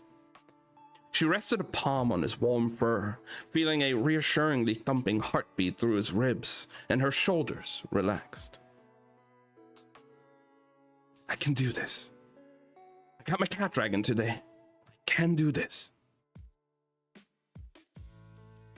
This inquiry. Is now in session, said Sassafras, audibly enjoying a choice of biscuit that Aloysia couldn't make out as he spoke. Beside him, Olmus shot both her fellow counselors a withering look. Mahonia blinked benignly back and then turned her attention to the gallery, where she smiled at someone and then waved. Ladies and gentlemen here assembled, Olmus said suddenly, jumping up in her seat. She cleared her throat, pulled herself together, and picked a pair of altogether too small round glasses off the bench. She slipped them over her snub nose and looked out at the spectators. This Quiggy, quorum for the investigation of Guardian interventions, you know, is a sealed session. Therefore, I will require all persons here present to consume the tongue-tie spells you will find in front of you. Aloysia thought of the velvet sacks she'd seen on the backs of the seats on her way in. While this will not stop you from speaking in the room, it will prevent you from relaying what you hear here today to persons who were not present. Anyone who prefers to abstain should take this opportunity to make their way to the exit. Someone near the front asked a question that Aloysia couldn't hear, but which had a tone of great urgency. Olmus leaned forward to listen. Then the stout witch wrinkled her nose with distaste and replied loud enough so everyone could hear. They're strawberry flavored. There was a general rustling and scraping as people did as they were told. Aloysia didn't hear anyone making their way out. A watch person handed her a large pink dusted bonbon that she immediately recognized as the tongue tie, which she ate as instructed. Around the room, there were several minutes of noisy mastication before Olmus seemed satisfied and went on officiously. My colleagues and I were present at the events of Harvest Night, she told the gallery. Therefore, we will not waste this quorum's time in asking which Papplewick to recollect them here. Aloysia blinked in surprise. While she had to admit that half of her was relieved not to have to publicly rake over what had happened, the other half was wary, even irritated, at not being given the chance to say her piece. It must have shown on her face because Olmus added with the merest glance in her direction. Rest assured that our colleague, Counselor Longcaster has relayed to us her intentions most strenuously. This, she said, with barely concealed annoyance, which filled Aloysia with gratitude for Ivy. Olmus then paused and steepled her fingers as she visibly got into her stride. So, to the first point. Which Papawick? Were this a person fighting for their life as a result of your actions, I'm sure you'll agree that your wand would already have been withdrawn from your possession. The controversial swipe came so suddenly that Aloysia didn't have time to duck. But a conversational swipe. Her mouth dropped open and she gaped. In her lap, her cat dragon pushed up on his back paws, pressing his front once against her chest. She looked down into his wide eyes and thought, what happens to the cat dragons of witches without wands? She realized she already knew the answer. She sat up straighter, squared her shoulders, and said in a voice that barely shook, Come Along compost requires roots, and therefore is only effective in plants. If the victim was a person, the worst I could be accused of would have been offending the public nose.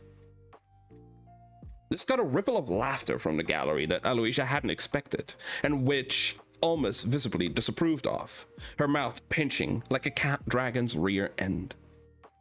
Sassafras's face hadn't moved beyond his usual tremble, but on his other side, Mahonia actually giggled. Olmus drew herself up, giving Aloysia a look with knives in it. Well, I would ask why you sought to keep this from the council until this moment, but now that we have this new information, the council will of course take this distinction into consideration, she said with a pointed look beyond Aloysia that must have been aimed at Ivy. Let's hear from our honorable counselors, she went on briskly, and she turned to the jury box, which today was occupied instead by various senior counselors. Simpkins, what news from the crime scene? We have been working with the Guardians since it happened, a man replied stiffly, dressed in formal velvet cloak. His hands clasped behind his back, he spoke with perfect eloquence. Not a pause or a stutter. He was so refined, Aloysia thought he could have given Grayson a run for his money. It is a challenging conundrum. None of the spells designed to stabilize it have worked. It is certain that the disease is progressing at the rate described in the stories of our ancestors. If we do not do something to stop it, the Guardian will have passed on by springtide.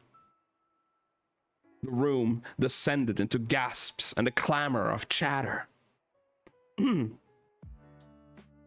Redouble your efforts, said Olmus promptly, and with a militaristic air that cut the chatter short. The Guardian is an immense specimen. It's likely it requires more than the usual dosage of any spell. With respect, Eminence, we have taken that into account. Counterintuitively, as we increased the dosage, the symptoms seemed only to worsen. Of course they did, said Aloysia, and her ears burned as she realized that she had said her thoughts out loud. Olmus opened her mouth to reprimand her, but Simpkins had already responded. Go on. He held her gaze, looking at her with interest. She could feel the rest of the room craning to do the same. Well, it just seems like since the Guardian is in some way connected to our magic, and using more magic has only made it worse, maybe we're using its magic. Taking from the well before the Guardian can, or taking from the Guardian before he can feed the well. I don't know. It just seems that if more isn't working, maybe we should try less? Aloysia's mouth was dry. Voicing these words seemed to become more difficult by a factor of how many people she could feel listening. The silence stretched out. You would have us do nothing? Said Olmus, dangerously after a moment. She gave a little discomfited chortle. I wouldn't have us do nothing, said Alicia, feeling her face heat. I'd have us do less than nothing. If I'm right, the sensible thing would surely be to start rationing our magic. Somehow, this earned an even bigger reaction than the declaration that the Guardian had only months to live. Something to do with the spectators being personally and imminently affected. Rationing our magic? The voice was small, barely more than a whisper, and quivery. But it was Sassafras's, so it was greeted with the kind of silence that usually follows a conductor pressing thumb on fingers together. Young lady, we have never, in all my years, had to resort to such a thing. And to suggest we must do so, we must now do so, is absurd. He said slowly but levelly, I am personally privy to all the records regarding the Weld's magic levels. And while it is true that the magic has reduced, it is within a range in line with expectations, considering the Guardian's circumstances.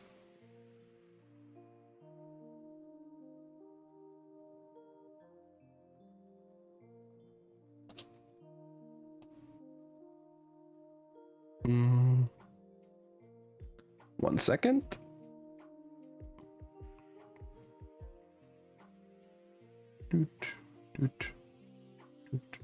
Okay. How could you possibly know that? Aloysia thought, astonished. The only other time we know of this happening was before records began, and the only place doesn't exist anymore. This suggests that our magic is likely to last for as long as the great being does. Therefore, the question here is not about magical rationing. The question is how to restore our Guardian, and thus our magic, before anything of the sort becomes necessary. Aloysia was so furious she couldn't speak. Witch Papplewick, on that revealing note, Alma said, thumbing her lapel smugly, what would you consider to be an appropriate punishment for your jeopardizing the life of the Valley's only Guardian and instigating the decimation of our magical resources? Here, Alma sat back before reaching across Mahonia and finally taking one of her biscuits. Aloysia floundered. Was that what she'd done? What punishment did fit a crime so absurdly terrible? Did she deserve to have her wand taken and smelted? Well, she began, the words forming slowly through the fog, the fog of shame and humiliation. You could take my wand and my witching license. She felt the watch person who had brought her the tongue tie move and then hesitate at a glittering look from Almas. But it wouldn't do any of us any good. Because if what you've said is true, we're all of us going to lose both of those things and more if the Guardian can't be healed. Here, Sassafras nodded gravely. So, I would say, Aloysia went on, improvising in her panic, I should have to clean up my own mess. I know you honorable members of the council have heard it, but I think it bears repeating that I didn't mean for this to happen. If I hadn't used the Kamalung compost on the Guardian, we might have had more time to treat it. That's true. But this was a pre-existing illness. Shepard's warning. Almas's face twitched at this, and she shot a furious look at Ivy. And I have the counterspell. Aloysia went on, taking a page she'd torn from her own family's spellbook out of her pocket and flourishing it. As do we, said Almus coolly, and Aloysia knew that it was this witch or someone close to her who had fed and watered the plants in the greenhouse. No wonder nothing had been where she'd left it. Guardian's gaiety, no doubt. Be that as it may, Aloysia continued, slowed by horror at the violation of her privacy. As a trained magical botanist, I am still the best person here to craft it. The only person, really. Said Almus, who was leaning over Mahonia again, her hand moving idly to select her next biscuit. In her mind, their business was concluded. Only the base components of the counterspell can be found here in the valley, Aloysia explained. There are 3 ingredients that need an expert's touch to procure and to brew. The stone caps, skater's snare, and patty berries. Not to mention an expert's knowledge to find them. The expert will have to travel beyond Tangeroot, into the caves and even onto the mountains. Most Tangeroodians have never left the valley. Who else is going to do if not me? I will. There was a collective gasp from everyone except Almus, who seemed to fully expect this interruption. Although, when she glanced up from her shortbread, her eyes lifted as her gaze fell upon the person who had spoken. Aloysia turned slowly, teeth gritted to see the very person whose voice she had recognized, standing in their seat just a couple of rows behind her. Hollis. I've been there, Ivy's treacherous brother said, with the Guardian. Those are dangerous places. They are wild creatures in the foothills and enemies to magic on the Count mountainside. I faced them all before and lived. I can do it. Aloysia had never felt so furious. She'd always known Hollis Lancaster was inconsiderate and self-serving, that he put himself above those closest to him, and that he lived to make the point that magic was irrelevant. Mostly, he'd been an annoyance, a frustrating side note to her friendship with Ivy. She would never imagined he would deliberately try to sabotage her life's work, her very witchhood. Then it's settled, Almus said, between bites of her shortbread. No, you can't do it, Aloysia said over the witch. Her blood had heated, and she realized she was also standing now and had disturbed the cat dragon on her lap. He squirmed in her arms. Do you know how to moon seal skater snare? How to harvest a fungus that can't be cut? How to... No. But you can teach me. I won't teach you, and even if I wanted to, you couldn't possibly collect everything without magic. He frowned, straightened his back. Have you ever fought off a Grindylow? Had it bite your neck with its fangs? Dig its claws between your ribs as it tried to drag you to a watery grave? As he spoke, Hollis peeled back his collar, then untucked her shirt and lifted it to show the fading scars. Aloysia didn't know where to look. Now she was mortified on top of everything else, and it made her even angrier. This was the one I thought had finished me off. It still hurts when I breathe too deeply. Aloysia's eyes flicked to Ivy beside Hollis. She looked nauseous. We can have a suitable magical botanist join you, Almus said to Hollis, her eyes averted, holding up a hand to indicate that he was being indecent and should rectify this immediately. She cleared her throat and said, as if it was a foregone conclusion, Is there anyone else here with the appropriate skills? She smiled, her simpering smile at the gallery, and silence ensued. A couple of people coughed. Perhaps there has been a miscommunication. Almus stood and raised her voice. Is there a magical botanist here present. Aloysia looked over her shoulder again and noticed a few people in the front row looking sideways at each other and shrinking into their seats. One of them had soil in her on her blouse. Right, said Sassafras, and it was his turn to stand, though he only reached Almus's bosom, which was quivering with frustration as she glowered at the entire front row.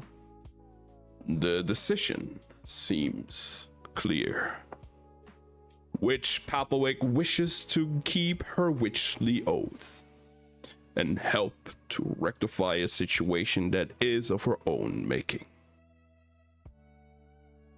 Partly, Aloysia corrected internally. They all knew the Guardian had been sick before it had stumbled onto her farm. Why else would the Council have gone to the trouble to find the counterspell to an illness? But she was already on thin ice, so she elected to keep this particular nuance to herself.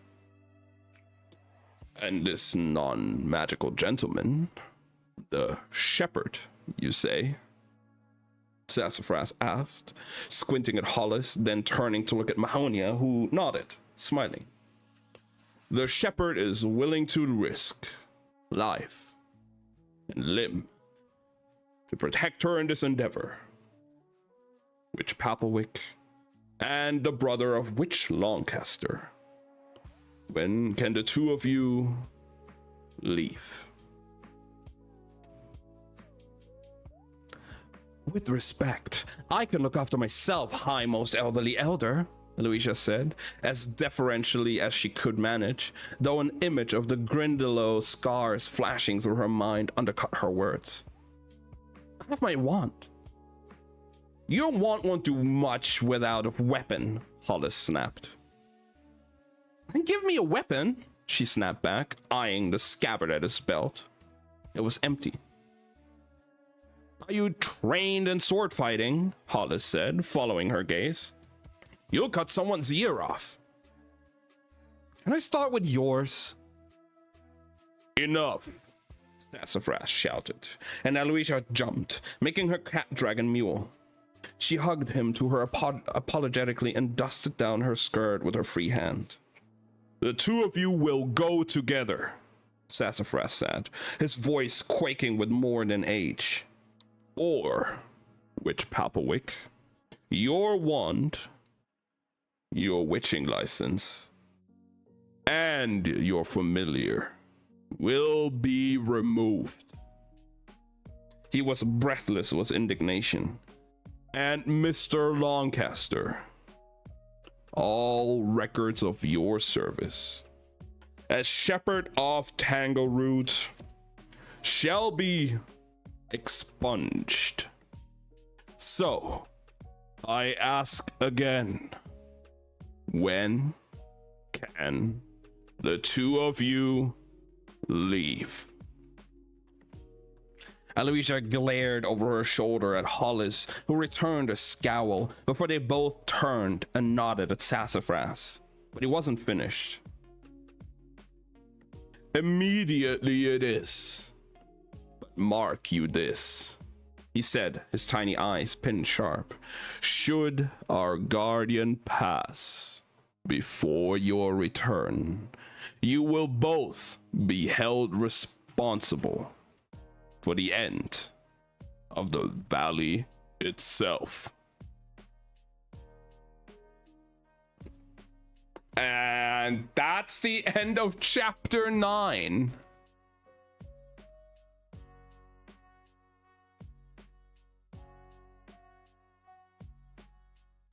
Damn.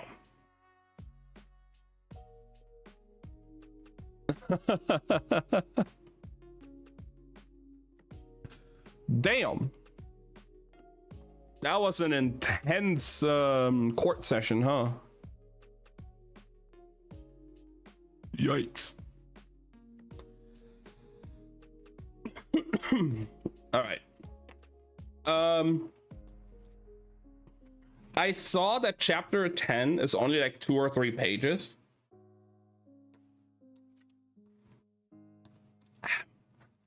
So we're probably going to do 10 and 11. And then we're going to end the reading for today. It's a bit of a shorter session today, huh? Shorter chapters.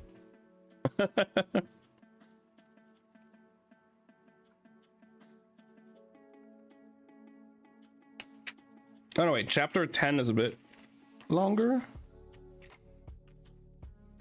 Was it chapter 11 that was short? Was I? Oh no, wait, there it is. No, chapter 10 is really, really short.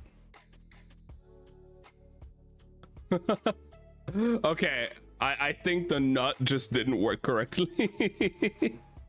let me do it again. There we go. Nut. Okay, so chapter 10 is nut, yeah. Chapter 10 is very short. It's like 4 pages. So we'll see.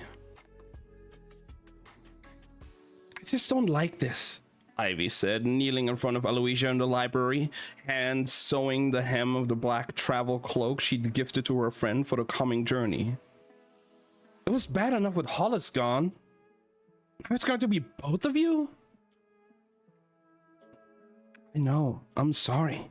Aloysia crouched down and took her friend's hand in hers.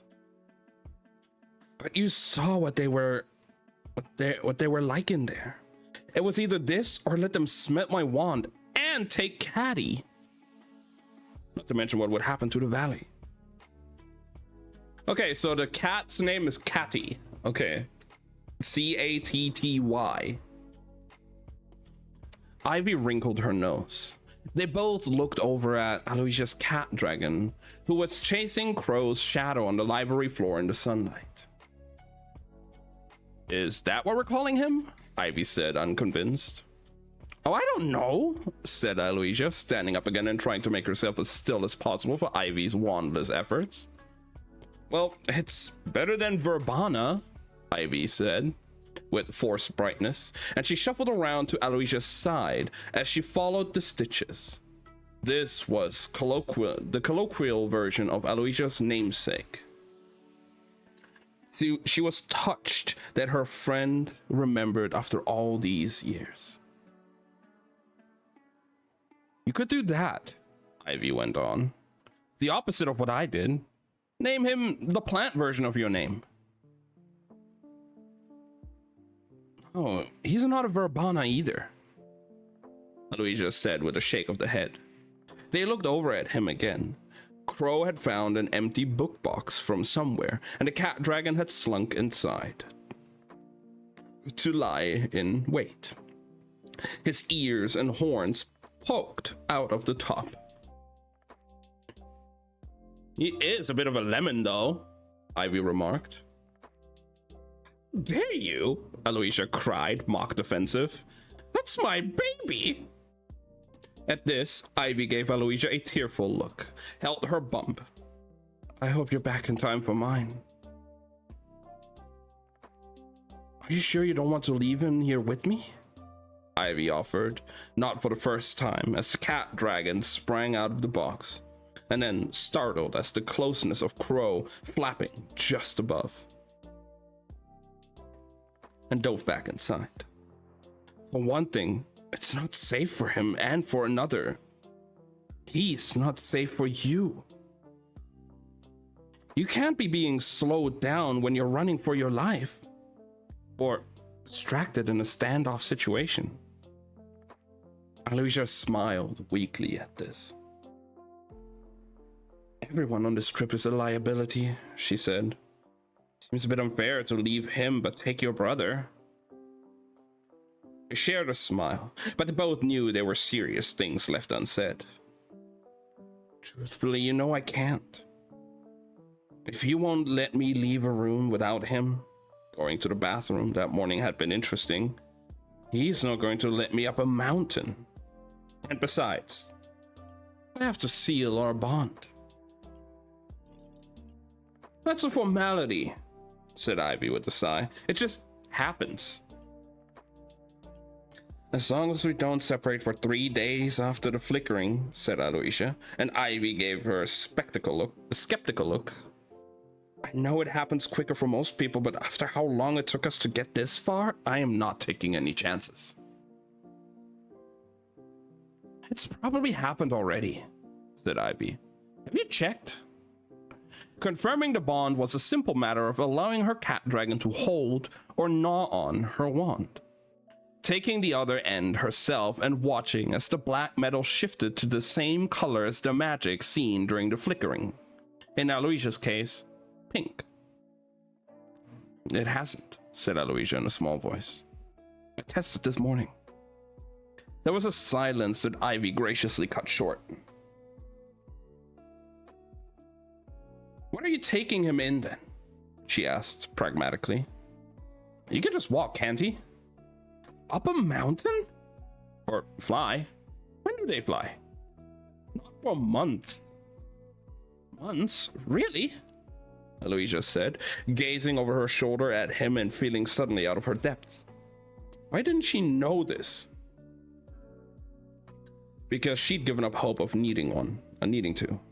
Ivy was shaking her head with affection, but Aloysia could tell the turn of conversation wasn't doing much to assuage her worries.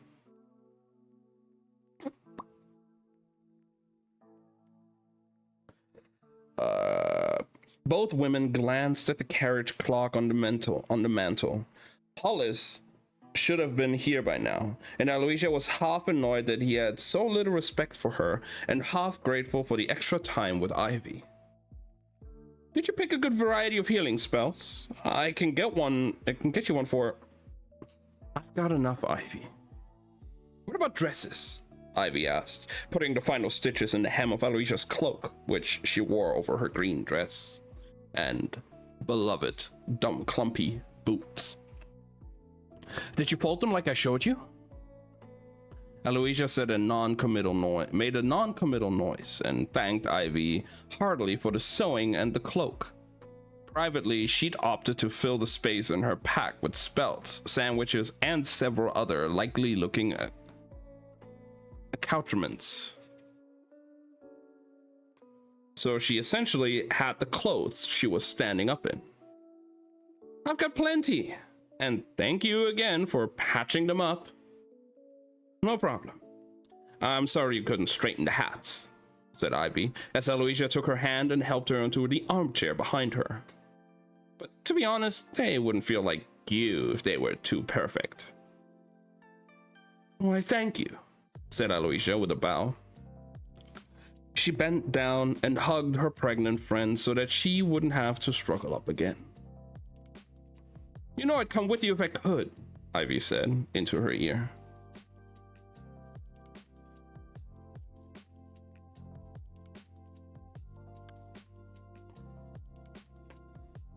You know I wouldn't let you, said Aloysia.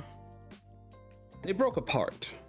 Aloysia knew that if she looked her friend in the eyes again, she wouldn't be able to leave.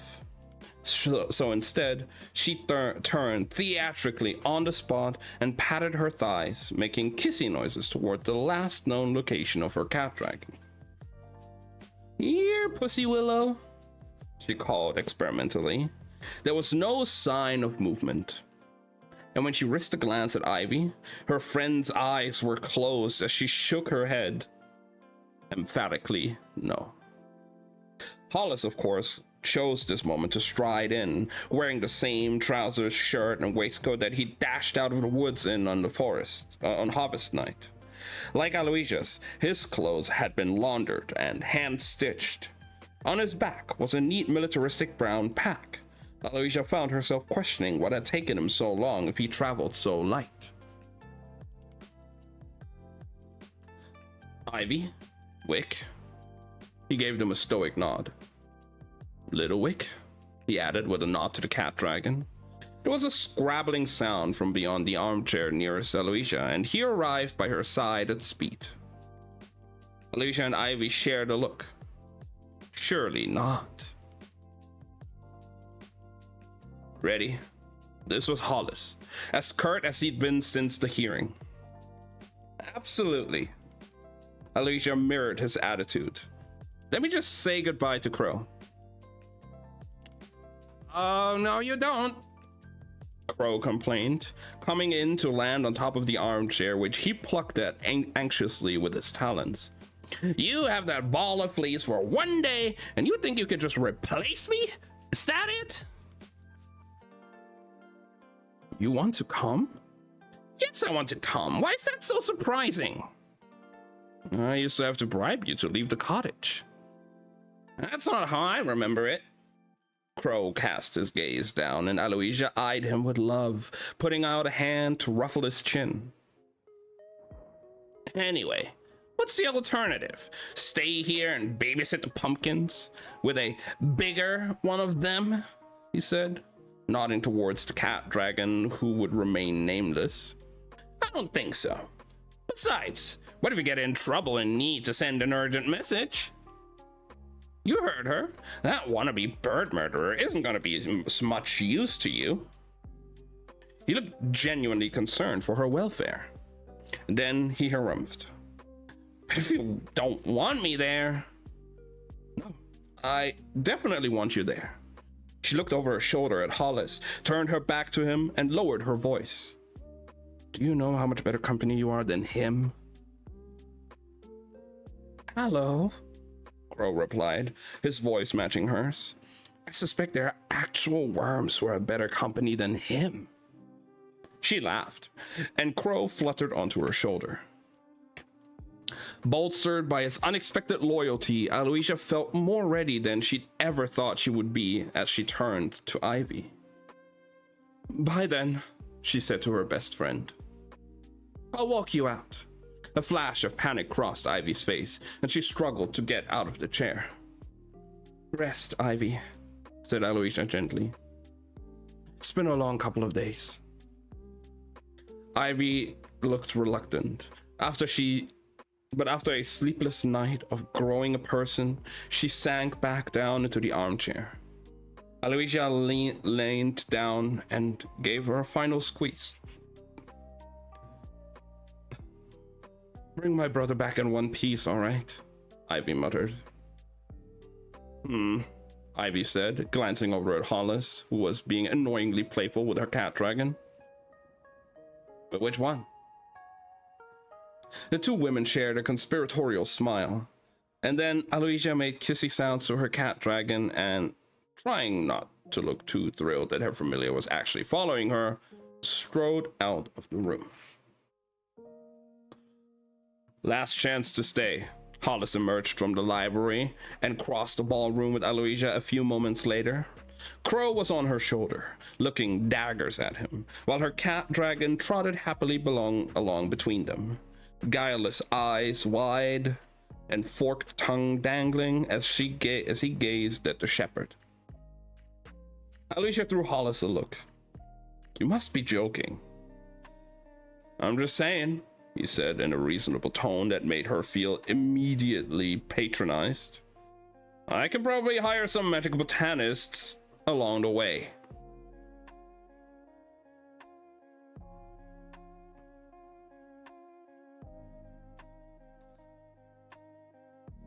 What a polite, well brought up way to say, you're replaceable. Oh, yes, the council will thank you for that, she replied levelly. Why don't you just carry a sign, Tangaroot Valley unprotected, pillage at will? I can be discreet. The glare she gave him contained all the years they'd known each other, the mystery of his father's disappearing whiskey collection, the girls he thought he'd sneaked past Ivy and her parents, the way his friend Oleander had just happened to wake up one day and have the revelation that Aloysia liked him. Whether Hollis was thinking about any of this himself, she couldn't know. But for whatever reason, he abandoned the argument. As they approached the tall oak double doors that led out into the square, Aloysia felt both of their footsteps slow, just a little. It really is going to be dangerous. At her scowl, he course-corrected. Aloysia, Why was it actually worse when he used her full name? There was something intense about it, especially when delivered with that solemn, dark-eyed gaze. I wasn't making that up, he said. Are you sure you're ready for this? Of course I'm not sure, she wanted to scream. She hadn't been sure about anything since the moment he'd stumbled back into her life, smeared with blood, and told her she shouldn't be here.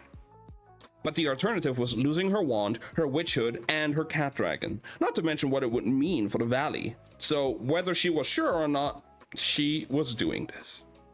And Hollis Lancaster, trying to tell her she shouldn't, only made her want to do it all the more. If you can do it, I can, she said, with a firm nod, and then she pushed past him and the outer door, so she wouldn't see her trying not to be sick. And that's the end of chapter 10. I think this could be a good place to end for the week, you know, right before their journey starts.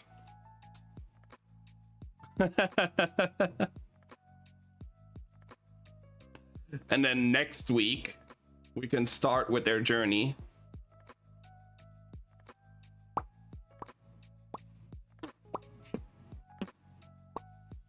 I think that's a good idea, right?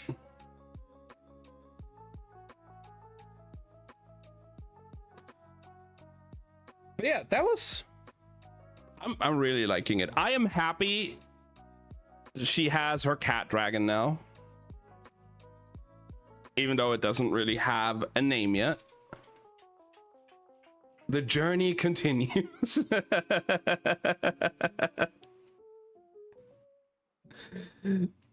I'm very curious on how it's gonna go. So we're now at page 124 out of a total of, let me check, 411.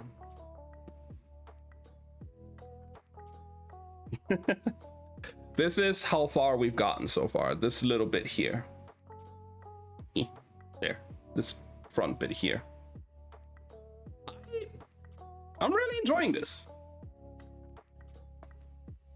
It's very cute, but I can see, and I feel like there's definitely gonna be some, you know, intense moments, some danger and everything happening, because I mean, they're gonna go on a journey, on a treacherous journey after all.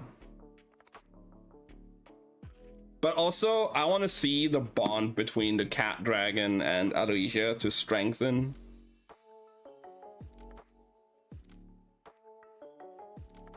And see where that is going. So I'm very much looking forward to more of it next week. Find out more next week when we continue reading Cat Dragon.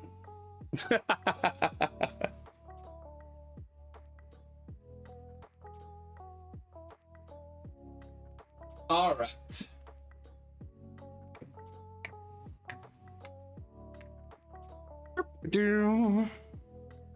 Should probably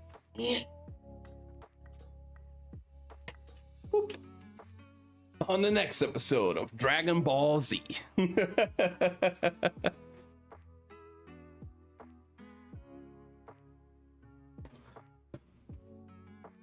Right.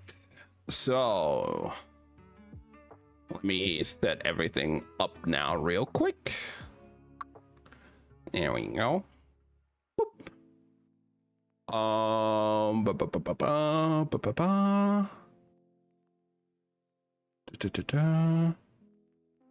Everything is fine. You'll have some you'll have video here in a second. I'm just clicking a few things here real quick. There we go. Switching over.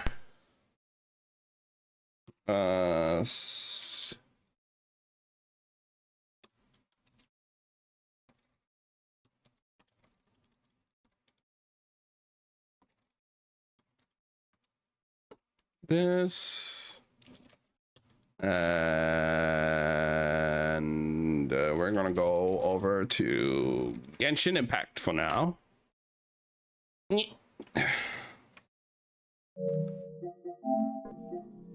Oop. Oh wait, wrong thing. No, wait, please. There we go. There is Genshin.